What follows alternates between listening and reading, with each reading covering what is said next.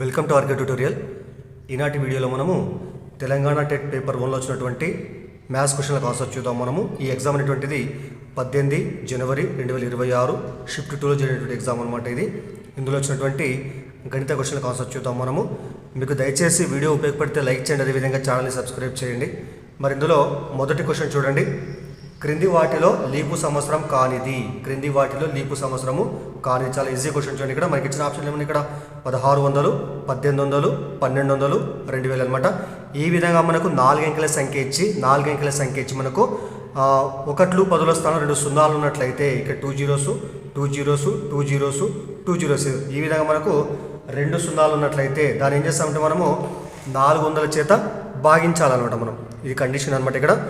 So మనకి ఇచ్చినటువంటి సంఖ్యలో 4 అంకెలు ఉండి అందులో 1లు 10ల స్థానం 2 సున్నాలు ఉన్నట్లయితే మనం ఏం చేస్తుందని మనము 400తో భాగిస్తాం. మరి ఈ 4 సంఖ్యలలో ఏ సంఖ్య అయితే 400తో భాగించబడదో అది మనకు లీపు సంవత్సరం కాదనమాట. ఇప్పుడు 1600 దాన్ని చేస్తే మనము 400తో భాగిస్తే ఇక్కడ చేస్తే చూడండి ఇక్కడ.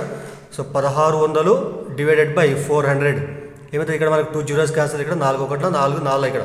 ఇప్పుడు మనకు వచ్చేదంటే 4 అంటే అర్థమైంది ఇక్కడ శేషము 0 వస్తుంది. కాబట్టి 1600 అనేటువంటి 400 చేత నిశేషంగా భాగించబడుతుంది. కాబట్టి భాగించబడినప్పుడు ఏమవుతుంది, ఇది లీపు సంవత్సరం అవుతుందన్నమాట. మరి 1800ని భాగిస్తే ఏమొస్తుంది ఇక్కడ, మరి 1800ని మనము 400తో భాగిస్తే చూడండి ఇక్కడ 2 zeros క్యాన్సిల్, ఇక్కడ మళ్ళీ ఏముంది ఇక్కడ 18/4 ఇక్కడ. అంటే 4 టేబుల్లో 18 రాదు కాబట్టి ఇది 400 చేత భాగించబడడం లేదు. కాబట్టి 1800 అనేటువంటి మనకు లీపు సంవత్సరం కాదు. కాబట్టి ఇది మనకు ఆన్సర్ అవుతుంది అనమాట. మీకు తెలిసిందే లీపు సంవత్సరం అంటే అర్థమైంది. లీపు సంవత్సరం అంటే ఫిబ్రవరి మాసంలో 29 రోజులు ఉంటుంది, దాన్ని ఏమంటారు లీపు సంవత్సరం అంటారు. ఒక సంవత్సరంలో మొత్తం ఉండేటువంటి రోజుల సంఖ్య మొత్తం ఇక్కడ 366 అనమాట. ఇక్కడ లీపు సంవత్సరంలో మొత్తం రోజులు 366, ఫిబ్రవరిలో ఉండేటువంటి రోజులు కూడా 29 అనమాట.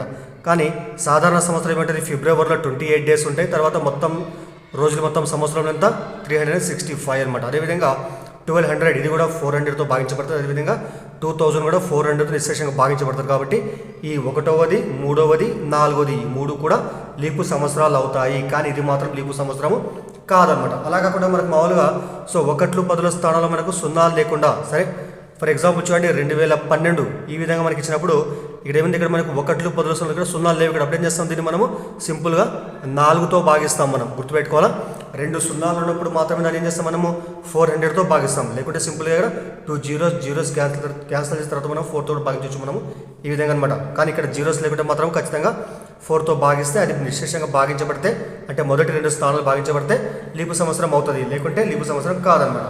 సో ఇది ఆన్సర్ అవుతుంది. తర్వాత మళ్ళీ రెండో క్వశ్చన్ చూద్దాం. ఇప్పుడు మనము రెండో క్వశ్చన్ ఏమంటే, ఒక చతురస్రం యొక్క భుజం పొడవు 8 సెంటీమీటర్లు. ఒక చతురస్రం యొక్క భుజం పొడవు 8 సెంటీమీటర్లు. దీనిని 16 సమాన చతురస్రాలుగా కత్తిరించారు. అయితే ఏర్పడినటువంటి చిన్న చతురస్రం యొక్క వైశాల్యము ఎంత అన్నాడు. ఇక్కడ మనకి ఇచ్చినటువంటి ఆప్షన్ ఏమన్నా 4, 8, 16, 0.5 అనమాట. ఇది మనకి ఇచ్చినటువంటి క్వశ్చన్ అనమాట. చూడండి మరి చతురస్రం యొక్క భుజం ఎంత, ఇక్కడ మనకు 8 సెంటీమీటర్లు అనమాట. మరి చతురస్రం ఇక్కడ చూస్తే చూడండి, ఇక్కడ ఈ విధంగా చతురస్రం తీసుకుని భుజం ఎంత 8 సెంటీమీటర్స్ అనమాట. మరి 8 × 8 అనమాట. అప్పుడు చతురస్రం యొక్క వైశాల్యం ఎంత, మనకు భుజం ఇంటూ భుజం కాబట్టి 64 చదరపు సెంటీమీటర్లకు సమానం కావడము జరుగుతుంది. అంటే ఈ పెద్ద చతురస్రం యొక్క వైశాల్యం ఎంత 64 చదరపు సెంటీమీటర్లు అనమాట ఇది. కానీ మళ్ళీ ఇక్కడ మనకు ఈ చతురస్రం చేసిన ఇక్కడ మనకు 16 సమాన భాగాలుగా విభజించినారనమాట. ఏ రకంగా ఉన్నాయి కూడా మనకి చతురస్రాకారంలో ఉంటాయి అనమాట. అప్పుడు ఏం చేస్తాం, మనము ఈ యొక్క పెద్ద చతురస్రం యొక్క మొత్తం వైశాల్యం ఏదైతే ఉంటుందో దాన్ని మనము ఇక్కడ మనకు 16 భాగాలు చేస్తాం. మనం 64ని 16 భాగాలు చేస్తాం మనం. అప్పుడు వచ్చేటువంటి విలువనే మనకు ఆన్సర్ అవుతుంది ఇక్కడ. అంటే 64 అంటే మొత్తం వైశాల్యం మనము 16 భాగాలుగా విభజిస్తే 16 × 16, 16 × 4 64.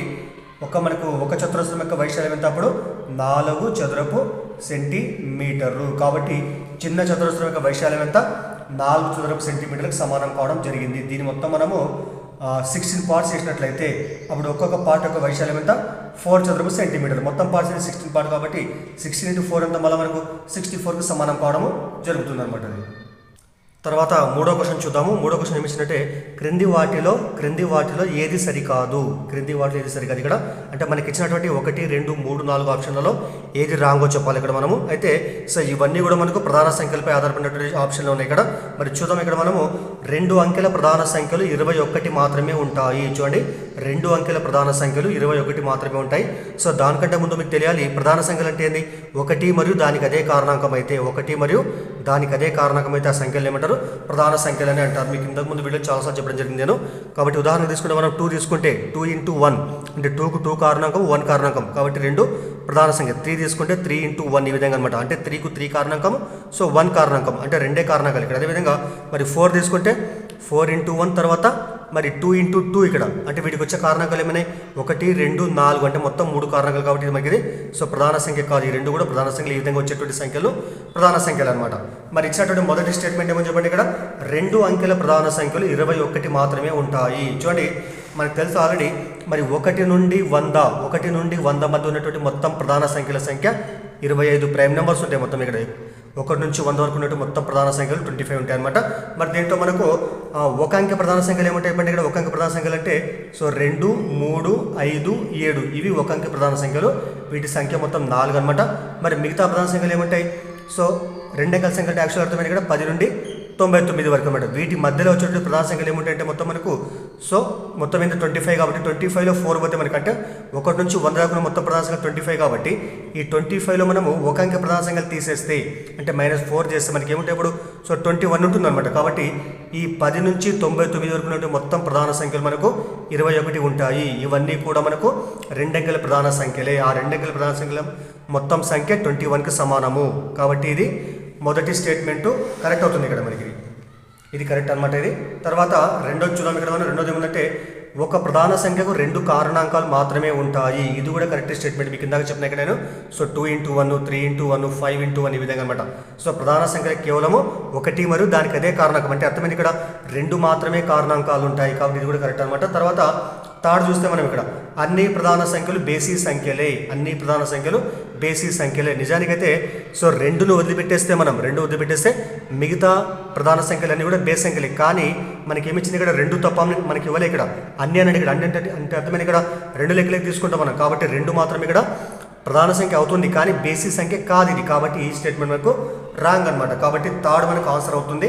అంటే మూడో స్టేట్మెంట్ సరైనది కాదనమాట ఇది. ఒకవేళ 2 తప్ప 2 కాకుండా ఇస్తేప్పుడు ఏమైతే మిగతా ప్రధాన సంఖ్యలన్నీ కూడా బేస్ సంఖ్యలే కానీ 2 మాత్రము సరి సంఖ్య అవుతుంది ఇక్కడ. ఇది సరి ప్రధాన సంఖ్య. 2 కూడా ఇక్కడ అన్ని అంటే 2 కలుపుకోవాలి కాబట్టి 2 మనకు బేసి సంఖ్య కాదని. కాబట్టి ప్రధాన సంఖ్య అయినప్పటికీ బేస్ సంఖ్య కాదు కాబట్టి స్టేట్మెంట్ రాంగ్. తర్వాత నెక్స్ట్ ఏమైంది ఇక్కడ ఫోర్త్ ఇక్కడ అనంతమైన ప్రధాన సంఖ్యలు ఉంటాయి. ఇది కూడా కరెక్ట్. ఇక్కడ ప్రధాన సంఖ్యల యొక్క సంఖ్య అనంతంగా ఉంటుంది. దాన్ని లెక్కించలేం కాబట్టి మనము అది కూడా మనకు కరెక్ట్ స్టేట్మెంటే. మరి రాంగ్ స్టేట్మెంట్ ఏంటి ఇక్కడ మనకు 3 మాత్రమే రాంగ్ స్టేట్మెంట్. సో మనకు ఆన్సర్ ఏమవుతుంది ఇక్కడ థర్డ్ వన్ ఆన్సర్ మనకి. ఇది మనకు ఉన్నటువంటి ఆప్షన్ కావడం జరుగుతుంది అనమాట. తర్వాత 4వ క్వశ్చన్ చూద్దాము. ఒక సంఖ్యలో 150% ఒక సంఖ్యలో 150% విలువ 90 అయినా ఆ సంఖ్యలో 60% విలువ ఎంత అని ఇక్కడ మనకి ఏదో ఒక సంఖ్య ఉందంట. ఆ సంఖ్యలో 150% ఎంత చెప్పండి అది 90కి సమానం అనమాట. అది అంటే 150% అనేటువంటిది 90కి సమానం అయితే ఆ సంఖ్యలో 60% విలువ ఎంత అని ఇక్కడ చాలా ఈజీ చూడండి. ఇక్కడ రాదు మనము 150% అనేటువంటిది ఎంత సమానం ఇక్కడ మనకు 90కి సమానం అవుతుంది. అందులో మనకి ఎంత కావాలి ఇక్కడ మనకు 60% కావాలి మనకు. మరి 60% యొక్క విలువ ఎంత అంటే దాన్ని మనం x అనుకున్నాం మనం. సో x కనుక మనకు వచ్చేటువంటిది ఆన్సర్ ఇక్కడ. మరి ఇప్పుడు ఏం చేద్దాం ఇక్కడ మనం అడ్డగుణాకారం. సో x × 150 × x ఈక్వల్ ఏమొస్తుంది ఇక్కడ 60 × 90 60 × 90 మరి 150 ఇక్కడ వస్తే భాగిస్తారు కాబట్టి x వాల్యూ ఏమవుతుంది 60 × 90/150 ఇక్కడ చూడండి. ఇక్కడ మరి 0 0 క్యాన్సల్ చేద్దాం. తర్వాత మనకి ఏముంది ఇక్కడ 60 × 9/15 ఇక్కడ చూడండి 15 × 15 15 4 60 ఇక్కడ. సో 4 9 ఎంత 4 9 36 కాబట్టి 60% విలువ x కాబట్టి x మనకి ఎంత వచ్చింది ఇక్కడ 36 వచ్చింది. సో ఆన్సర్ మనకు 4th వన్ 36 మనకు ఆన్సర్ కావడం జరుగుతుంది అనమాట. తర్వాత క్వశ్చన్ చూద్దాము. తర్వాత క్వశ్చన్ ఏమంటే 12 మామిడి పండ్ల కొన్న వెల 16 మామిడి పండ్ల అమ్మిన వెలకు సమానము అయినా నష్ట శాతం ఎంత అని ఇక్కడ చూడండి. 12 మామిడి పండ్లు ఎంతకైతే కొంటామో మనము 16 మామిడి పండ్లు అమ్మితే కూడా మనకు వచ్చేట్టు వెల అంతకే సమానం అవుతుందంట. మరి ఉదాహరణ చూస్తే ఇక్కడ మనము సో 12 మామిడి పండ్ల యొక్క మరి కొన్న వెల ఫర్ ఎగ్జాంపుల్ మనం 100 రూపాయలు అనుకున్నాం మనం. చూడండి 12 మామిడి పండ్లు మనకు కొన్నటువంటి వెల ఎంత 100 రూపాయలు అనుకున్నాం మనము. మరి ఏం కావాలి ఇక్కడ మనకు 16 మామిడి పండ్ల యొక్క అమ్మిన వెలకి ఇది సమానం అవుతుంది. అర్థమంటే ఇక్కడ 16 మామిడి పండ్లు మనము అమ్మితే అంటే అమ్మిన వెల ఎంత కావాలి ఇప్పుడు మనకి అది 100కే సమానం కావాలి ఇక్కడ. అంటే 12 ఎంతైతే ఎక్కువ కొంటామో మనము 16 కూడా అంతకే అమ్మాలి మనం. అంటే అర్థమైంది ఇక్కడ తక్కువ వస్తువులు ఎక్కువ కొంటున్నాం మనం. కానీ ఇక్కడ ఇక్కడ ఎక్కువ వస్తువు తక్కువగా అమ్ముతున్నాం మనం. అంటే మనకు వచ్చేది ఖచ్చితంగా మనకు నష్టం వస్తుంది. నష్టం కాబట్టి మరి ఇక్కడ 4 వస్తువులు నష్టం ఇక్కడ మనకి, ఎందుకంటే 12 వస్తువులు 100 రూపాయలు అయితే మన 12 వస్తువులు మనకి అంతే ఇక్కడ మనకు ఎటువంటి మార్పు ఉండదు. కానీ ఇక్కడ ఏంటి, ఇక్కడ మనకి 4 వస్తువులు ఎక్కువ అమ్ముతున్నాం ఇక్కడ మనం, కాబట్టి మనకు వచ్చే డబ్బులు మొత్తం 100నే ఉన్నాయి, అంటే మొత్తం మీద నష్టం అనమాట మనకి. కానీ చూడండి ఇక్కడ 12 వస్తువులు కొన్న వేల 100 రూపాయలు, 16 వస్తువులు అమ్మిన వేల ఎంత 100 రూపాయలు అనమాట. కానీ మన వద్ద ఉన్నటువంటి మొత్తము వస్తువులు ఇక్కడ 12 వస్తువులు ఉన్నాయి ఇక్కడ. మరి 16 వస్తువులు అమ్మిన వేల 100 రూపాయలు అన్నట్లయితే మన దగ్గర 12 ఉన్నాయి కాబట్టి 12 వస్తువుల యొక్క అమ్మిన వేల ఎంత, దాన్ని మనము ఎక్స్ అనుకున్నాం మనం. ఓకేనా, ఈ విధంగా అనమాట. అప్పుడు ఇంతకుముందు ఇక్కడ మరి ఎక్స్ కనుక్కున్నాం మనము. ఎక్స్ ఈక్వల్ ఏమొస్తుంది అప్పుడు X is equal to 12 × 100, 12 × 100 by ఎంత 16 అనమాట. ఈ విధంగా మళ్ళీ క్యాన్సల్ చేద్దాం మనము.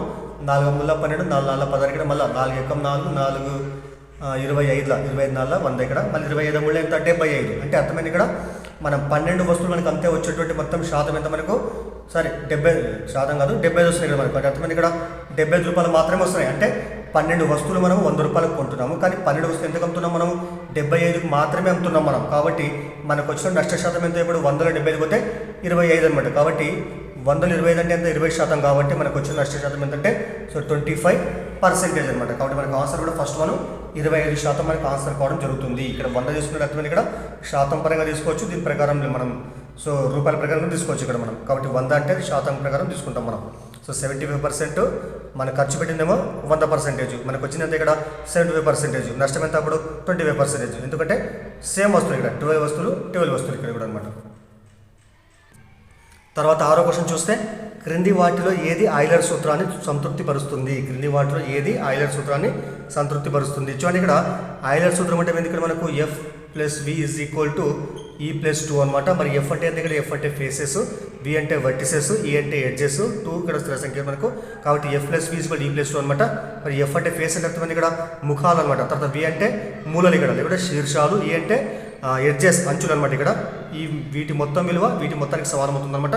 అయితే గోళము కానీ శంకు కానీ స్తూపం కానీ, ఈ గోళము కానీ శంకు కానీ స్తూపం కానీ తీసుకుంటే వీటికి సమతల ముఖాలు ఉండబట్టి వక్రతలాలు ఉంటాయి. కాబట్టి ఈ 1వ దానికి 2వ దానికి 3వ దానికి ఈ 3 కూడా ఈ యొక్క ఏమంటారు ఇది ఆయిలర్ సూత్రాన్ని సంతృప్తిపరచవు. కాబట్టి కేవలం ఇక్కడ సమఘనం మాత్రమే ఈ యొక్క ఆయిలర్ సూత్రాన్ని సంతృప్తి పరుస్తుంది. ఉదాహరణకి ఇక్కడ మనం పటం గీద్దాం. ఇక్కడ సమగణని మనం ఈ విధంగా సమగణం గీసినట్లయితే వీటికి ఉన్నటువంటి మొత్తం ముఖాలన్నీ ఇక్కడ మనకు 1 2 3 4 5 6 వీటి ముఖాలు మొత్తం మనకు 6 ఉన్నాయి. ప్లస్ వర్టిసెస్ అంటే మనకు మూలలు ఇక్కడ 1 2 3 4 5 6 7 8 అనమాట. ఇక్కడ 8 ఇక్కడ ఈక్వల్ టు ఈ ఎడ్జెస్ ఏమంటే ఇక్కడ లైన్స్ ఇక్కడ మనకు 1 2 3 4 ఇట్లా మొత్తం 12 ఉంటాయి. 12 + 2 ఇక్కడ మరి 6 + 8 ఎంత 14, 12 + 2 ఎంత 14, రెండు సమానమైనవి. కాబట్టి ఇది మాత్రమే ఈ యొక్క ఆయిలర్ సూత్రాన్ని సంతృప్తిపరుస్తుంది. అదేవిధంగా ఇక్కడ మనము మరి గోళం తీసుకుంటే మనం మరి గోళానికి ఇక్కడ మనకు తలాలు ఇక్కడ మన ఇక్కడ దీనికి అంచులు లేవు, వీటికి మూలలు లేవు. తర్వాత అదేవిధంగా శంకు తీసుకుంటే మరి ఇక్కడ ఒక శంకు ఒకటి మాత్రం ఉంటుంది ఇక్కడ, మిగతావన్నీ కూడా మనకు వక్రతలాలు ఇక్కడ. ఇక్కడ కూడా మనకు ఇది సెట్ కాదు. అదేవిధంగా స్తూపం కూడా సెట్ కాదు ఇక్కడ. కాబట్టి కేవలము సమఘనం మాత్రమే ఆయిలర్ సూత్రాన్ని సంతృప్తిపరుస్తుంది. తర్వాత మరి 7వ క్వశ్చన్ చూద్దాము. కొద్దిగా లాజికల్ క్వశ్చన్ చూడండి. 7వ క్వశ్చన్ ఇది 5 మంది పెయింటర్లు 5 రోజులలో 5 గోడలకు రంగులు వేయగలిగితే ఒక పెయింటరు ఒక గోడకు రంగులు వేయడానికి ఎన్ని రోజులు పడుతుంది? చూడండి ఇక్కడ ఇక్కడ ఒక గోడ ఉంది. ఇక్కడ మనకి ఇక్కడ ఈ విధంగా మనకి 5 వాల్స్ ఉన్నాయి. ఈ విధంగా ఇక్కడ మరి పనిచేసేటువంటి మొత్తం వారంతా ఇక్కడ మనకు 5 మంది పనిచేస్తున్నారు ఇక్కడ. ఒక పెయింటరు ఒక గోడకు పట్టేటువంటి కాలం ఎంత ఇక్కడ మనకు కాలము 5 డేస్ అన్నమాట. ఇక్కడ వీటి గోడలు ఇక్కడ మనకి ఇక్కడ ఇంకో పెయింటర్ ఉంది ఇక్కడ, ఇతను కూడా పట్టేటువంటి కాలం ఎంత 5 డేస్. ఇంకో పెయింటర్ ఉంది, అతను కూడా పట్టేటువంటి కాలము 5 డేస్ ఇక్కడ. ఈ విధంగా 5 డేస్ అనమాట. అంతే అందరికి అర్థమైంది. ఇక్కడ 5 రోజులకు 5 మందికి ఇక్కడ అంటే ఒక గోడకు 5 డేస్ ఇక్కడ. ఈ ఒక పెయింటర్ ఫస్ట్ వాడు నుండి ఈ ఫస్ట్ వాడు ఏం చేస్తారు ఇక్కడ 5 డేస్ పనిచేసి గోడకు పెయింట్ వేస్తారు ఇక్కడ.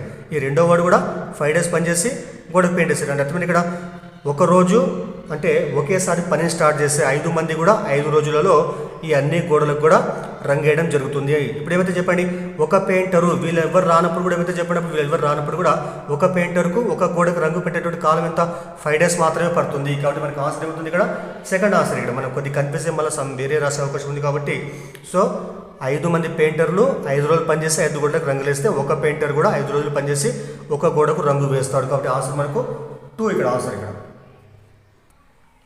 మన ఛానల్లో టీజీ టెట్ 2026 పేపర్ 1కు సంబంధించినటువంటి ప్లేలిస్ట్ ఉంది. అందులో కూడా మనకు దీనికి సంబంధించిన వీడియోస్ ఉన్నాయి. అవి కూడా ఒకసారి చూడండి మీరు. ఈరోజు మార్నింగ్ నేను షిఫ్ట్ 1 ఎగ్జామ్ కూడా నేను చేయడం జరిగింది. అది కూడా ఒకసారి చూడండి మీరు అది. మరి ఇప్పుడు 8th క్వశ్చన్ చూద్దాము. మరి ఏది క్వశ్చన్ ఏమంటే క్రింది వాటిలో ఏది పెద్దది ఇక్కడ, క్రింది వాటిలో ఏది పెద్దది ఇక్కడ మనకి ఇచ్చిన ఆప్షన్ ఏమన్నా 5/9, 6/9, 5/10, 6/11 ఇక్కడ. మరి ఒకసారి గమనించండి, ఇక్కడ మనకు లవము హారం గమనిస్తే మనము ఈ రెండు లవహారాలలో వీటి మధ్య తేడా ఏదైతే తక్కువగా ఉంటుందో అది పెద్ద విలువ అనమాట. ఇక్కడ చూడండి, ఇక్కడ 5, 9 ఇక్కడ 5కు 9కు మధ్య తేడా మనకి ఉంటుంది ఇక్కడ. సో 4 ఉంటుంది ఇక్కడ. తర్వాత 6, 9 వీటి మధ్య తేడా ఏముంది ఇక్కడ మనకు 3 ఉంది ఇక్కడ. సో 5, 10 వీటి మధ్య తేడా ఏమని చెప్పండి ఇక్కడ 5 ఉంటుంది ఇక్కడ. అదేవిధంగా 6, 11 వీటి మధ్య ఇక్కడ 5 అనమాట. మరి తేడా ఏదైతే చిన్నదిగా ఉంటుందో లవానికి హారానికి ఆ విలువ మనకు పెద్ద విలువ కావడం జరుగుతుంది. కాబట్టి మనకి దీంట్లో పెద్దది ఏంది ఇక్కడ మనకు, సో ఇక్కడ 4, 3, 5, 5 కాబట్టి చిన్నది ఏంది ఇక్కడ 3 కాబట్టి ఇది మనకు అన్నిటికంటే కూడా పెద్ద విలువ కావడం జరుగుతుంది. గుర్తుపెట్టుకోవాలి మనము. ఈ విధంగా లవము హారం మనకు భిన్నాలు ఇచ్చినప్పుడు సో వాటి మధ్య తేడా గమనించిన తర్వాత ఏదైతే మనకు వాటి మధ్య తేడా తక్కువగా ఉంటుందో అది పెద్ద విలువ అనమాట. కాబట్టి ఇక్కడ మనకు తేడా తక్కువ ఉంది కాబట్టి మనకి ఇది పెద్ద విలువ అవుతుందంట. మరి ఇంకోసారి చూడండి, ఇక్కడ మరి 4, 3 ఉన్నప్పుడు ఇది పెద్దది చిన్నది అనమాట. మరి ఇక్కడ 5, 5 రెండు సేమ్ ఉన్నాయి. మరి సేమ్ అంటే ఏం చేస్తుంది, సింపుల్గా మనం ఇక్కడ లవాన్ని హారంతో భాగించుకొని చూసుకోవాలి ఇక్కడ, ఎందుకంటే రెండు సమానమైనటువంటి డిఫరెన్స్ ఉన్నాయి కాబట్టి. సో లవాన్ని హారంతో భాగించి దాన్ని మనము దశాంశ భిన్నాలకు మార్చి లెక్కలో కనుక్కుంటాం అనమాట మనం. కానీ ఇక్కడ మాత్రము ఇది చిన్నది కాబట్టి ఇది పెద్ద విలువ అవుతుంది అనమాట. తర్వాత 9th క్వశ్చన్ చూద్దాం మనం. 9th క్వశ్చన్ ఏముందంటే ఒక పోటీ పరీక్షలో దీక్షిత 360 మార్కులకు 288 మార్కులు సాధించింది. అయితే దీక్షిత యొక్క మార్కుల శాతం ఎంత అన్నాడు ఇక్కడ. మరి యాక్చువల్గా మొత్తం మార్కులు ఎంత 360 కాబట్టి 360కు ఆమెకు వచ్చినటువంటి మార్కులు ఎంత ఇక్కడ 288 అనమాట. ఈ విధంగా 360కు 288 వచ్చిన అనమాట. ఇవి ఆమెకు వచ్చిన మార్కులు అనమాట. అయితే మనకేమడిగింది ఇక్కడ శాతం ఎంత అన్నాడు. శాతం అంటే ఏం చేస్తాం మనము, ఈ యొక్క మార్కులు మనము ఇంటూ 100 చేస్తాం మనం. ఇదే మనకు ఆన్సర్ ఉంటుంది అనమాట ఇక్కడ. మరి చూడండి, ఇక్కడ 0, 0 క్యాన్సల్. తర్వాత ఇక్కడ ఏముంటుందంటే ఇక్కడ 288 ఇంటూ 10/36. సరే 12 టేబుల్ క్యాన్సల్ అయిపోతుంది ఇది. మరి 12 36, 12 24 ఇక్కడ మనకి ఎంత 4 ఉంటుంది 48. సో 12 48 మళ్ళీ 3 ఎక్కలు పోతుంది ఇక్కడ 3 ఎక్క 3. సో 3 ఎమ్ములు 24. 8 ఇంటూ 10 ఎంత చెప్పండి, 8 ఇంటూ 10 సో 80. కాబట్టి ఆమె సాధించినటువంటి మొత్తం మార్కుల శాతం ఎంతంటే 80%, 80% అనమాట. తర్వాత 10వ క్వశ్చన్ చూడండి. 2 మీటర్ల భుజం ఉన్న చతురస్రాకార పొలాన్ని కప్పడానికి 20 సెంటీమీటర్లు ఇంటూ 10 సెంటీమీటర్లు పరిమాణం గల రాళ్ల యొక్క సంఖ్య ఎంత కావాలని ఇక్కడ మనం చూడండి. మనకి ఇచ్చినటువంటి పొలం ఫస్ట్ మనకి ఆకారం ఉంది ఇక్కడ, చతురస్రాకారం ఉందంట. దీని యొక్క పొడవు ఎంత ఇక్కడ మనకు అంటే భుజం ఎంత ఇక్కడ 2 మీటర్స్. రెండు కూడా సేమ్ అంటే అన్ని భుజాలు సమానం ఉంటాయి కాబట్టి సో 2 మీటర్ అంటే దీన్ని మనము మరి చిన్న రాళ్ళు పేర్చుకుంటూ పోయిన విధంగా మనం అన్ని రాళ్ళు కూడా సమానం అనేట. మరి ఒక్కొక్క రాయి యొక్క పొడవు ఎంత 20 సెంటీమీటర్లు, వెడల్పు ఎంత ఇక్కడ మనకు 10 సెంటీమీటర్లు. అంటే మనకి రాళ్ళ ఆకారం ఇక్కడ దీర్ఘ చతురస్రాకారం ఉన్నాయి అనమాట. అంటే ఈ రాళ్ళ యొక్క సంఖ్య ఎంత అన్నాడు ఇక్కడ. అప్పుడు ఏం చేస్తాం మనము చతురస్రం యొక్క మొత్తం వైశాల్యాన్ని మనము ఈ యొక్క ఒక రాయి యొక్క వైశాల్యంతో భాగిస్తే మనకు వచ్చేటువంటిదే దాని యొక్క రాళ్ళ యొక్క సంఖ్య వస్తుంది ఇక్కడ మనకి. మరి చూడండి, మనకి ఇక్కడ ఏముంది ఇక్కడ సెంటీమీటర్లు ఉన్నాయి రాళ్ళ యొక్క పరిమాణం ఇక్కడ మనకు, వాటి యొక్క ప్రమాణాలు ఇక్కడ. కానీ చతురస్రం యొక్క భుజం ఎంత మనకు మీటర్లో ఉంది. అప్పుడు ఏం చేస్తాం మనము దీన్ని కూడా మనం సెంటీమీటర్లో మార్చుకున్నాం మనం. 1 మీటర్ అంటే ఎంత 100 సెంటీమీటర్లు. కాబట్టి 2 మీటర్లు అంటే ఎంత ఇక్కడ మనకు 200 సెంటీమీటర్లు. అంటే ఇది కూడా అంతే ఇక్కడ 200 సెంటీమీటర్. అంటే అర్థమైంది ఇక్కడ చతురస్రం భుజం ఎంత 2 మీటర్లు లేకపోతే 200 సెంటీమీటర్లు. మరి దీని యొక్క వైశాల్యం ఏంది భుజం ఇంటూ భుజం. ఇప్పుడు సెంటీమీటర్లు తీసుకున్నాం మనం. భుజం ఎంత ఇక్కడ మనకు 200 ఇంటూ 200 బై ఒక రాయి యొక్క ప్రమాణం ఎంత 20 ఇంటూ 10. 20 ఇంటూ 10 చూడండి, ఇక్కడ 20 ఇంటూ 10 ఎంత 20 10 200. So 200 cancel. మనకి ఏముంటుంది ఇక్కడ మనకు సో 200 మిగులుతుంది ఇక్కడ మనకు. కాబట్టి కావాల్సిన మొత్తం రాళ్ళ సంఖ్య ఎంత మనకు సో 200 అనమాట. కాబట్టి 4th మనకు ఆన్సర్ అవుతుంది. తర్వాత 11th క్వశ్చన్ చూద్దాం. ఇక్కడ మనం 11th క్వశ్చన్ ఏమిచ్చిందంటే 675 స్క్వేర్ మైనస్ 325 స్క్వేర్. దేని లాగా ఉందంటే అది మనకు మార్నింగ్ కూడా సేమ్ లెక్క రావడం జరిగింది. ఇక్కడ ఇదే మోడల్ రావడం జరిగింది. సో ఏ స్క్వేర్ మైనస్ బి స్క్వేర్. మరి ఏ అంటే ఎంత మనకు 675, బి అంటే ఎంత 325 అనమాట. మరి A square minus B square formula ఏంది A plus B into A minus B అనమాట. ఏ అంటే ఎంత 675 ఇక్కడ. మరి బి అంటే ఎంత మనకు 325. ఏ ప్లస్ బి అంటే ఏమొస్తుంది 675 ప్లస్ 325. తర్వాత ఏ మైనస్ బి 675 మైనస్ 325. ఈ రెండు కూడితే మనకు వచ్చే విలువ ఏంటంటే ఒక 1000 వస్తుంది, 1000 వస్తుంది మొత్తం. 1000 ఇంటూ ఇది తీసేస్తే మనకు వచ్చే విలువ ఏంటంటే 350 వస్తుంది ఇక్కడ 350 అనమాట. మరి దీన్ని మనము ఈ 10 ఇక్కడ పంపిస్తే 10,000 అవుతుంది ఇక్కడ. ఈసారి మొత్తం గుణిస్తే మనకు వచ్చేది ఏంటంటే సో 35 ఇంటూ 1 2 3 4 zeros ఇక్కడ 4 zeros. దీనివల్ల మనము 35 ఇంటూ 1 పక్కల 4 zeros రాసుకోవచ్చు ఇక్కడ 10,000 రాసుకోవచ్చు మనము. మరి 10,000 మనం ఘాతంగా రాసేమొస్తుంది 35 ఇంటూ 10 ఘాతాంకము 4. కాబట్టి మనకు ఫోర్త్ ఆప్షన్ 35 × 10⁴ అని మనకు ఆన్సర్ కావడము జరుగుతుంది అనమాట. తర్వాత 12వ క్వశ్చన్ చూద్దాము. 12వ క్వశ్చన్ ఏమంటే ఇక్కడ 5, 3, 0.5, p, 4.5, 6.5ల సగటు 6. అయితే p విలువ ఎంత అని ఇక్కడ మనకి ఇచ్చినటువంటి రాశులు ఏమన్నా ఇక్కడ 1, 2 ఈ మొత్తం కలిసి 0.5, 1, 3, 4, 5, 6 మొత్తం ఇచ్చి మనకి రాశి మొత్తం 6 ఇచ్చినాడు ఇక్కడ. వాటి సగటు ఎంత 6 అనమాట. మరి ఇది మనం సూత్రంలో రాసి మనకి ఈజీగా ఆన్సర్ వస్తుంది ఇక్కడ. మరి సూత్రం ఏంది ఇక్కడ సగటు x బార్ సిగ్మా xi/n అంటే అర్థమైంది. సగటు ఈజ్ ఈక్వల్ టు రాశుల మొత్తం బై రాశుల సంఖ్య. మరి x బార్ అంటే ఇక్కడ సగటు మనకి ఇచ్చినంత ఇక్కడ 6 ఇచ్చినాడు ఇక్కడ. మళ్ళీ ఇచ్చిన రాశులు ఏమున్నాయి 5 + 3 + 0.5 + p + 4.5 + ఎంత తర్వాత 6.5 అనమాట. బై మొత్తం వీటి సంఖ్య ఎంత 1 2 3 4 5 6 కాబట్టి బై 6 ఇక్కడ. మరి 6 × 6 అడ్డగుణకరం ఇక్కడ 6 ఎంత 36 వస్తుంది. 36 = మొత్తం కూడితే ఏమొస్తుంది ఇక్కడ 4.5 + 6.5 మొత్తం ఎంత 11 అవుతుంది ఇక్కడ. సో 11 + 5 16, 16 + 3 19, 19 + 0.5 ఎంత 19.5 ఇక్కడ. సో మొత్తం ఎంత సో 19.5 ప్లస్ ఎంత అయిపోయింది ఇక్కడ p ఉంటుంది ఇక్కడ. మరి 19.5 తొలగిస్తే ఏమవుతుంది మైనస్ కాబట్టి 36 - 19.5 ఈక్వల్ ఎంత p అవుతుంది. మరి 36లో 19.5 పోతే మనకి ఉండేటువంటి మిగిలిన విలువ ఏంటంటే మనకు 16.5 కాబట్టి p ఎంత అప్పుడు మనకు 16.5కు సమానం కావడం జరుగుతుంది. కాబట్టి ఇందులో మనకు ఆప్షన్ మొదటి ఆప్షన్ 16.5 మనకు ఆన్సర్ అవుతుంది అనమాట. తీసేయాలి మనం 36 - 19.5 36లో 20 పోతే ఎంత 16 ఇక్కడ 0.5 ఎక్కువ తక్కువ ఉంది కాబట్టి 0.5 కలపాలి మనం. సో ఎంత వస్తుంది మనకు 16.5 అనమాట. తర్వాత 13వ క్వశ్చన్ చూద్దాము. 13వ క్వశ్చన్ ఏముందంటే 13వ క్వశ్చన్ రెండు సంఖ్యల మధ్య భేదము 1215. రెండు సంఖ్యల మధ్య భేదం 1215. వానిలో పెద్ద సంఖ్యను చిన్న సంఖ్యతో భాగించినప్పుడు 6 భాగఫలము శేషము 15 వస్తుంది. అయితే ఆ చిన్న సంఖ్య ఎంత అని ఇక్కడ చూడండి. చాలా ఈజీ క్వశ్చన్ చూడండి. ఇక్కడ మనకి ఇచ్చిన కండిషన్ ఏమైనా ఇక్కడ రెండు సంఖ్యల మధ్య భేదం ఎంత 12 15 అనమాట. అప్పుడు ఏమనుకుంటాం మనము సో చిన్న సంఖ్యను మనం x అనుకుందాం. మనం పెద్ద సంఖ్య ఏమవుతుంది పెద్ద సంఖ్య వీటి మధ్య తేడా 12 15 కాబట్టి x ఎంత కలపాలి మనం 12 15 కలపాలి మనం. అంటే ఈ రెండింటి మధ్య తేడా మనకి ఎంత 12 15 అనమాట. సో చిన్న సంఖ్య x అయితే పెద్ద సంఖ్య ఏం కావాలా x 12 15 కలపాలి మనకి. ఎందుకంటే వాటి మధ్య తేడా 12 15 కాబట్టి అనమాట. ఇది చిన్న సంఖ్య పెద్ద సంఖ్య అనమాట.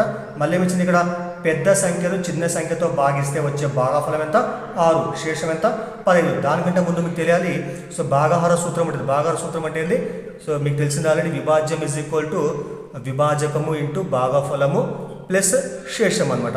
విభాజ్యం ఈజ్ ఈక్వల్ టు విభాజకము ఇంటూ భాగఫలం ప్లస్ శేషం. విభాజ్యం అంటే అర్థమైంది భాగించబడేటువంటి సంఖ్య. మరి ఇక్కడ భాగించబడేది ఇక్కడ పెద్ద సంఖ్య కాబట్టి ఇక్కడ ఏం రాస్తాం మనం ఇది రాస్తాం. ఇక్కడ మనం ఏం రాలి ఇక్కడ మనకు విభాజ్యం అంటే x + 12 15 అనమాట. ఈజ్ ఈక్వల్ టు విభాజకం అంటే ఎంత దీంతో భాగిస్తున్నాం మనం కాబట్టి x ఇంటూ మనకు వచ్చిన భాగఫలం ఎంత 6 × 6 తర్వాత ప్లస్ శేషం ఎంత అయిపోయింది ఇక్కడ 15 ఇక్కడ 15 రాస్తుంది ఇక్కడ. మరి చూడండి x + 12 15 is equal to 6 × x ఎంత 6x ప్లస్ ఎంత 15 అనమాట. ఈ ప్లస్ x అవుతుంది పోతే మైనస్ అవుతుంది ఇక్కడ. 12 15 అట్లా ఉంటుంది ఇక్కడ. ఈ 15 తొలగి వస్తే -15 ఈజ్ ఈక్వల్ ఎంత 6x - x ఇక్కడ. సో డైరెక్ట్ రాయొచ్చు మనం. ఇక్కడ ఎక్స్ప్లెయిన్ చేస్తున్నా. 12 15 - 15 ఎంత సో 1200 ఇక్కడ. తర్వాత 6x - 1x ఎంత 5x 5 తొలగి బాయిస్తారు కాబట్టి x వెళ్ళినప్పుడు 1200/5 కొట్టేస్తే 5 × 5 5 2 10 ఇక్కడ 2 ఉంటుంది 29 5 4 20 5 0 0 అప్పుడు ఎంత మొత్తం 240 అనమాట. కాబట్టి ఇప్పుడు x అంటే మనకి ఎంత 240. మరి x అంటే యాక్చువల్గా అర్థమైంది x అంటే చిన్న సంఖ్య. దీని మొత్తం విలువ ఎంత 240. కాబట్టి మనకు ఆప్షన్ కూడా థర్డ్ వన్ 240 మనకు ఆన్సర్ కావడము జరుగుతుంది అనమాట. తర్వాత 14వ క్వశ్చన్ చూద్దాము. మొదటి 3 సరి సంఖ్యల మొత్తం నుండి మొదటి 3 ప్రధాన సంఖ్యల మొత్తము తీసివేస్తే వచ్చేటువంటి ఫలితం ఎంత అని ఇక్కడ. మరి మొదటి 3 సరి సంఖ్యల మొత్తం అంటే ఏం చేస్తాం మనము సో 2 + 4 + 6 ఇవి మొదటి 3 సరి సంఖ్యలు. మరి మొదటి 3 ఏం చేయాలి ఇక్కడ మనము ప్రధాన సంఖ్యలు మొత్తం తీసేయాలి మనం మైనస్. మరి మొదటి 3 ప్రధాన సంఖ్యలు ఏమవుతాయి 2 + 3 + 5 అనమాట. ఈ మొత్తం నుంచి మొత్తం తీసేసి మనకు వచ్చిన ఆన్సర్ కాబట్టి 2 + 4 + 6 ఎంత 12 అవుతుంది. మైనస్ ఈ మొత్తం ఎంత 10. మరి 12 - 10 ఎంత 2 వస్తుంది ఆన్సర్. కాబట్టి మనకు ఫస్ట్ ఆప్షన్ 2 మనకు ఆన్సర్ అవుతుంది అనమాట. తర్వాత అదేవిధంగా 15వది ప్రధాన సంఖ్య లేదా సంయుక్త సంఖ్య కాని సంఖ్య. ఇది చాలా ఈజీ. మనకి ఏంది ఇక్కడ 4th వన్ ఇక్కడ. సో 4th వన్ సెకండ్ ఇక్కడ 1 మనకు ఆన్సర్ అవుతుంది. ఇక్కడ 1 మనకు ప్రధాన సంఖ్య సంయుక్త సంఖ్య కాని సంఖ్య అనమాట. ఇది మరి రెండేంది ఇక్కడ ప్రధాన సంఖ్యనే. 3 కూడా ప్రధాన సంఖ్యనే. 4 సంయుక్త సంఖ్య. కాబట్టి ప్రధాన సంఖ్య సంయుక్త సంఖ్య కాని సంఖ్య ఏంది ఇక్కడ 1 అనమాట. తర్వాత 16వ క్వశ్చన్ ఏముంది ఇక్కడ 8 సెంటీమీటర్లు 6 సెంటీమీటర్లు 4.5 సెంటీమీటర్లు కొలతలు కలిగినటువంటి దీర్ఘఘనం యొక్క ఘన పరిమాణం ఎంత అన్నాడు. ఇక్కడ దీర్ఘఘన ఘన పరిమాణ సూత్రము L into B into H మనకి ఇచ్చిన అవే కొలతలు కాబట్టి 8 ఇంటూ 6 ఇంటూ 4.5 ఈ 3 గుణిస్తే మనకు వచ్చిన కాబట్టి మొత్తం గుణిస్తే మనకు వచ్చే ఏంటంటే 216 ఘనపు సెంటీమీటర్లు. సో ఏమొస్తుంది ఇక్కడ 8 ఇంటూ 6 ఇంటూ 4.5 ఎంత, దీన్ని డబల్ చేస్తే 9 వస్తుంది. 9 3 27, 27 ఇంటూ 8 ఇంటూ 216 వస్తుంది. కాబట్టి మనకు ఆన్సర్ 216 అనమాట. ఇది ఆన్సర్ అవుతుంది. తర్వాత క్వశ్చన్ చూద్దాము. 17వ క్వశ్చన్ ఏమందంటే ఒక వ్యక్తి తన ప్రయాణంలో మొదటి అర్ధ భాగం గంటకు 4 కిలోమీటర్ల వేగంతో, తర్వాత అర్ధ భాగాన్ని గంటకు 5 కిలోమీటర్ల వేగంతో ప్రయాణిస్తాడు. అయితే అతడి యొక్క సగటు వేగం ఎంత అంటే ఇక్కడ మనకు మొత్తం ప్రయాణంలో సగం కాబట్టి ఇక్కడ మనకు మొదటి సగం యొక్క వేగం ఎంత 4 కిలోమీటర్ ఫర్ అవర్ అనమాట. తర్వాత రెండో సగానికి ఉన్నటువంటి వేగం ఎంత 5 కిలోమీటర్ ఫర్ గంట అనమాట, అవర్ అనమాట. అయితే సరాసరి వేగం అంటే ఏం చేస్తాం, సింపుల్గా మనం ఆ రెండు వేగాల సగటును తీసుకుంటాం మనం. 4 + 5/2 మొత్తం ఎంత అప్పుడు 9/2 అంటే ఎంత వస్తున్నప్పుడు మనకు కొట్టేస్తే ఇక్కడ మనకు 4.5. కాబట్టి మనకు ఆన్సర్ 4.5 కిలోమీటర్ ఫర్ అవర్ మనకు సగటు వేగం కావడం జరుగుతుంది అనమాట. అదేవిధంగా 18వ క్వశ్చన్ చూద్దాం. 18వ క్వశ్చన్ ఏమంటే సో 10 కోట్లు అంటే ఎన్ని మిలియన్లు అని ఇక్కడ అంటే మిలియన్లో చెప్పాలంటే మనము చూడండి మనకి సింపుల్గా తెలిసిందని ఇక్కడ మనకు 1 మిలియన్ ఎంత మామూలు చెప్పండి. ఇక్కడ మనకు 1 మిలియన్ అంటే సో 10 లక్షలకు సమానం. ఇది అందరికి గుర్తుండేటువంటి విషయం అనమాట ఇది. సో 1 మిలియన్ = 10 lakhs అనమాట. ఇది మనం ఇంటూ 10 చేస్తే ఏమొస్తుంది, సో 10 ఇంటూ చేస్తాం మనం. మరి 10 మిలియన్లు మరి 10 లక్షల్ని మనం 10తో గుణిస్తే ఏమొస్తుంది, 1 కోటి వస్తుంది ఇక్కడ. తర్వాత మళ్ళీ ఇక్కడ మనం దీన్ని మనం 100తో దీన్ని మళ్ళీ మనం 10తో గుణిస్తే ఏమొస్తుంది, 10 × 10 100. సో 100 మిలియన్లు. అప్పుడు ఏమవుతుంది ఇక్కడ దీన్ని కూడా మనం 10తో గుణిస్తాం మనం. సో అప్పుడు ఏమవుతుంది 10 కోట్లు అనమాట. 10 కోట్లు అంటే అర్థమైంది. ఇక్కడ మనకి ఇచ్చింది 10 కోట్లు కాబట్టి 10 కోట్లు అంటే ఇక్కడ మనకు 100 మిలియన్లకు సమానం కావడం జరుగుతుంది. కాబట్టి మనకు సెకండ్ ఆప్షన్ అవుతుంది. సో ఇది మనకు తెలుసు కాబట్టి దీని నుంచి ఇక్కడ వచ్చేస్తాం. ఇది మనం 1 మిలియన్ = 10 లక్షలు కాబట్టి 1 కోటి ఏమవుతుంది 100 మిలియన్ 10 మిలియన్ అవుతుంది కూడా. 10 కోట్లు ఏమవుతుంది 100 అంటే ఇక్కడ సున్నాలు పెంచుకుంటూ పోయే కొద్ది మనము ఇక్కడ సున్నాలు పెంచుకుంటూ పోతాం మనం. కాబట్టి అది మనకు ఆన్సర్ అవుతుంది. తర్వాత 19వ క్వశ్చన్ చూద్దాం మనము. 19వ క్వశ్చన్ ఉంది ఇక్కడ క్రింది వాటిలో పరస్పర ప్రధాన సంఖ్యలు అని ఇక్కడ క్రింది వాటిలో పరస్పర ప్రధాన సంఖ్యలు అంట. మరి పరస్పర ప్రధాన సంఖ్యలు అంటే ఏంటి, సో ఇచ్చినటువంటి రెండు సంఖ్యలకు కేవలము ఒకటి మాత్రమే ఉమ్మడి కారణాంకం ఉంటే ఆ సంఖ్యలు ఏమంటారంటే పరస్పర ప్రధాన సంఖ్యలు అని అంటారు. అది ప్రధాన సంఖ్య అయినప్పటికీ కాకపోయినప్పటికీ రెండు సంఖ్యలకు మాత్రం ఉమ్మడి కారణాంకము ఒకటి మాత్రమే ఉండాలి. అప్పుడు ఏమైతే అవి ప్రధాన సంఖ్యలు అవుతాయి అనమాట. ఏవై ప్రధాన సంఖ్యలు అవి పరస్పర ప్రధాన సంఖ్యలు. ఇక్కడ చూస్తే ఫస్ట్ జత ఏముంది ఇక్కడ మనకు 7 35 ఇక్కడ. మరి 7కు 30 ఉమ్మడి కారణకం ఏమవుతుంది, సో 7 ఇక్కడ ఎందుకోసం అంటే 7 × 7 7 × 35 అంటే రెండు కూడా ఏమైతే ఇక్కడ మనకు ఉమ్మడి కారణకము 7 ఉంటుంది ఇక్కడ. అదేవిధంగా 12 21 వీటికి ఉమ్మడి కారణకం అవుతుంది. సో 3 4 12 3 21 కాబట్టి 3 ఉమ్మడి కారణకం ఇక్కడ. అంటే 3 ఎకంలో 2 కూడా వస్తాయి ఇక్కడ, 7 ఎకంలో 2 కూడా వస్తాయి ఇక్కడ. కానీ ఇక్కడ 8 15 వీటికి ఉమ్మడి కారణకం 1 మాత్రమే. సో వేరే ఏ ఎకంలో కూడా 2 కూడా ఒకే ఎకంలో రావు. అవి 8 ఎకం 8 10 ఎకం 10 అంతే. వాటికి ఉమ్మడి కారణం 1 మాత్రమే కాబట్టి సో యాక్చువల్గా ఇది పరస్పర ప్రధాన సంఖ్య అవుతుంది. ఇక్కడ మనం 10 25 తీసుకుంటే 5 ఎకంలో వస్తాయి. 5 × 10 5 5 25 ఇక్కడ. కాబట్టి ఉమ్మడి కారణకం 5 ఇక్కడ. సో ఇందులో మాత్రం ఉమ్మడి కారణకం 1 ఉంది కాబట్టి సో ఇవి ఈ రెండు జతలు ఈ రెండు అంకెలు లేకుంటే ఈ రెండు సంఖ్యలు పరస్పర ప్రధాన సంఖ్యల జతలు అవుతున్నాయి అనమాట ఇక్కడ. అయితే చూడండి ఇక్కడ 8 కానీ 15 కానీ ఈ రెండు కూడా ఏవి కూడా ప్రధాన సంఖ్యలు కావు. అయినప్పటికీ ఏమవుతున్నాయి, పరస్పర ప్రధాన సంఖ్యలు అవుతున్నాయి. అంటే అర్థమైంది ఇక్కడ ఇచ్చినటువంటి సంఖ్యలు ప్రధాన సంఖ్యలు కానప్పటికీ వాటికి ఉమ్మడి కారణం 1 మాత్రమే ఉంటే అప్పుడు ఏమైతే అవి పరస్పర ప్రధాన సంఖ్యలు అవుతాయి అనమాట. తర్వాత 20వ క్వశ్చన్ చూద్దాం మనము. √2.56 సో √2.56 × 6.25 అనమాట. దీనికి విలువ ఎంత అంటే ఇక్కడ దశాంశ భిన్నంగా ఇక్కడ మల్టిప్లై కొద్దిగా ఇబ్బంది కాబట్టి ఏం చేస్తుంది మనం సింపుల్గా మనము అకర్ణీయ భిన్నంగా మార్చుకుందాం. మనము దీన్ని అకర్ణీయ భిన్నంగా మారుస్తే వస్తుంది 256/100 రాసుకోవచ్చు మనం. ఇంటూ తర్వాత ఇక్కడ కూడా పాయింట్ తర్వాత 2 అంకెలు ఏం చేస్తాం మనము కలిపి రాసి 625/1 పక్కల పాయింట్ తర్వాత 2 అంకెలు ఏం చేస్తాం 2 సున్నాలు రాసుకుంటాం మనం. కాబట్టి 100 రాసుకుంటాం మనము. సో తర్వాత ఇక్కడ రూట్ తీసేస్తాం. మరి 256 యొక్క వర్గమూలం ఎంత 16. అదేవిధంగా 625 యొక్క వర్గమూలం ఎంత సో 25. అదేవిధంగా 100 యొక్క వర్గమూలం ఎంత 10. ఈ 100 యొక్క వర్గమూలం ఎంత 10 అనమాట. ఈ విధంగా మనకు వచ్చేటువంటి విలువలు అనమాట.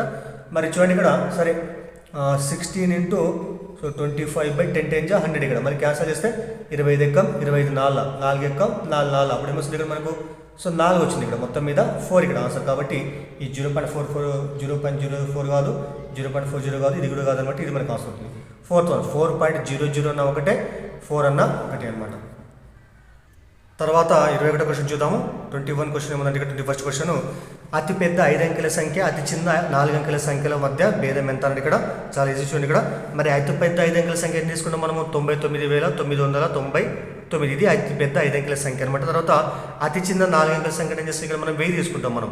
సో 1000 అనమాట. వీటి మధ్య తేడా కాబట్టి మైనస్ రాసుకుంటే ఇక్కడ మనము సో 9లో 0 పోతే 9 ఇక్కడ. సో 9,9,8,9. సో మొత్తం ఆన్సర్ అంటే 98,000. సో 999 కాబట్టి మనకు ఫస్ట్ ఆన్సర్ అవుతుందన్నమాట ఇది. తర్వాత 22వ క్వశ్చన్ చూస్తే మనము ఒక అర్ధ వృత్త పరిధి 72 సెంటీమీటర్లు అయితే దానికి వ్యాసం ఎంత అని ఇక్కడ.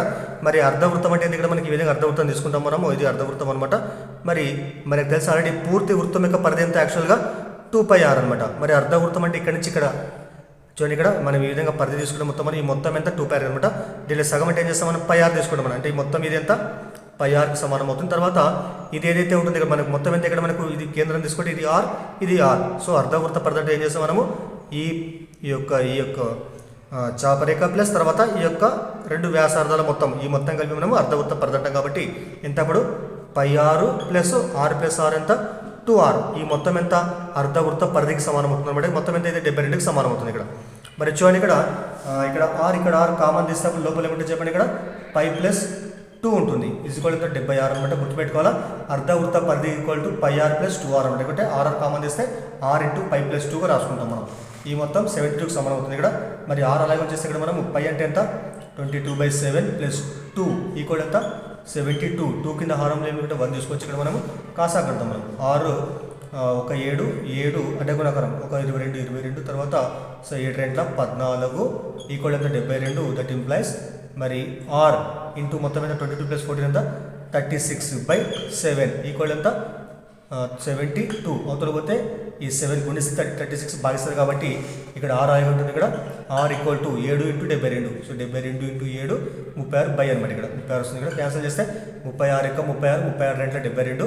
సో 7 2 ఎంత 14. మరి r మనకి ఎంత వచ్చింది చెప్పండి. ఇక్కడ 14 సెంటీమీటర్లు. మరి యాక్చువల్గా r అంటే అర్థమైంది. r అంటే వ్యాసార్థం ఎంత 14 సెంటీమీటర్. కానీ మనకి అడిగింది ఇక్కడ సో వ్యాసం ఎంత అన్నాడు. వ్యాసం అంటే ఎంత వ్యాసార్థానికి రెట్టింపు. అప్పుడు d అంటే ఏమవుతుంది ఇక్కడ 2 × 14 14 2 ఎంత 28 సెంటీమీటర్. కాబట్టి మనకు ఆన్సర్ ఏంది ఇక్కడ. సో 4th వన్ 28 మనకు ఆన్సర్ అవుతుంది అనమాట. ఇది మీకు వీడియో ఉపయోగపడితే దయచేసి లైక్ చేయండి. అదేవిధంగా ఛానల్ని సబ్స్క్రైబ్ చేయండి. 23వ క్వశ్చన్ చూద్దాము. ఒక చతుర్భుజం యొక్క కర్ణాలు ఒకదానికొకటి లంబంగా ఖండించుకుంటే చూడండి. ఒక చతుర్భుజం యొక్క కర్ణాలు ఒకదానికొకటి లంబంగా ఖండించుకుంటే అది మరి సమచతుర్భుజం అవుతుందా, దీర్ఘ చతురస్రం అవుతుందా, సమలంబ చతుర్భుజం అవుతుందా, లేకపోతే సమాంతర చతుర్భుజం అవుతుందండి ఇక్కడ. అయితే మరి సమచతుర్భుజం అంటే అర్థమైంది ఇక్కడ దానికి రాంబస్ అంటాం మనం. రాంబస్లో ఏమైతే ఇక్కడ మనకు రాంబస్ మనకి ఈ విధంగా ఉంటుంది కాబట్టి రాంబస్లో అన్ని భుజాలు సమానం ఉంటాయి. ఇందులో కర్ణాలు ఏవైతే ఉంటాయో కర్ణాలు ఇక్కడ మనకు లంబ సమద్విఖండన చేసుకుంటాయి. రాంబస్లో కర్ణాలు లంబ సమద్విఖండన అంటే లంబంగా ఖండించుకుంటాయి. ఇక్కడ కర్ణాలు ఇక్కడ ఈ కర్ణం ఇక్కడ రెండు కూడా పరస్పరం లంబంగా ఉంటాయి. ఇక్కడ ఏర్పడే కోణం ఎంత 90 కోణం ఇక్కడ 90. సో 90 90 90 కాబట్టి ఫస్ట్ మనకు ఆన్సర్ అవుతుంది ఇక్కడ. అదేవిధంగా దీర్ఘ చతురస్రం తీసుకుంటే మనం ఈ విధంగా తీసుకుంటాం మనం. దీంట్లో కర్ణాలు ఏమైతే ఇక్కడ కేవలం సమద్విఖండన మాత్రమే చేసుకుంటాయి కానీ లంబంగా ఉండవు. కాబట్టి మనకి ఇది ఆన్సర్ కాదనమాట. అదేవిధంగా సమలంబ చతుర్భుజం అంటే ట్రెపీజియం అనమాట. దీంట్లో కూడా మనకి ఈ విధంగా ఉంటుంది. ఇక్కడ కర్ణాలు మనకు సమద్విఖండన చేసుకోవు, తర్వాత లంబంగా కూడా ఉండవు. కాబట్టి ఇది కూడా మనకు ఆన్సర్ కాదనమాట. మరి సమాంతర చతుర్భుజం తీసుకుంటే ఇందులో కర్ణాలు కేవలము సమద్విఖండన మాత్రమే చేసుకుంటాయి కానీ లంబంగా ఉండవు. కాబట్టి ఈ 3 కాదు, కేవలం ఫస్ట్ మాత్రమే మనకేమవుతుంది ఇక్కడ అది కర్ణాలు లంబ సమద్విఖండన చేసుకునేటువంటి చతుర్భుజం అనమాట. అదేవిధంగా ఇంకో చతుర్భుజంలో కూడా కర్ణాలు లంబ సమద్విఖండన చేసుకుంటాయి. మీకు తెలిసి అది మీరు కామెంట్ చేయండి మరి అది. సో సమచతుర్భుజంలో మాత్రమే కాకుండా మరొక చతుర్భుజంలో కూడా కర్ణాలు లంబ సమద్విఖండన చేసుకుంటాయి. అదేదో కామెంట్ చేయండి మీరు. అదేవిధంగా 2 పటాలు ఉంటాయి యాక్చువల్గా, ఆ 2 కూడా మీరు కామెంట్ చేయండి. తర్వాత 24th క్వశ్చన్ చూడండి ఇక్కడ. సో 24th క్వశ్చన్ ఏమంటే ఇచ్చినటువంటి 2 బిందువుల గుండా గీయగలిగేటువంటి రేఖల సంఖ్య ఎంత అని ఇక్కడ. మరి దీనికి ఆన్సర్ మీకు తెలిసిందే. దీనికి ఆన్సర్ సెకండ్ 1 మాత్రమే ఇక్కడ. అంటే ఇచ్చినటువంటి 2 బిందువులు ఏవైతే ఇచ్చినట్టు మనకు ఆ 2 బిందువుల గుండా కేవలం మనము ఒకే ఒక సరళ రేఖలకు ఒకే ఒక రేఖను మాత్రమే గీస్తాం మనము, అంతకంటే ఎక్కువను గీయలేం. కాబట్టి మనకు సెకండ్ ఆప్షన్ ఇక్కడ 1 మాత్రమే ఆన్సర్ అవుతుంది ఇక్కడ. మరి దీని కూడా మనం ఇంకా రేఖలు ఎట్లా గీస్తాం మనము వక్రాలు గీస్తాం అంతే మనం, కానీ సరళ రేఖలు మాత్రము గీయలేం మనం. కాబట్టి ఒకే ఒక సరళ రేఖ మాత్రమే గీస్తాం మనం.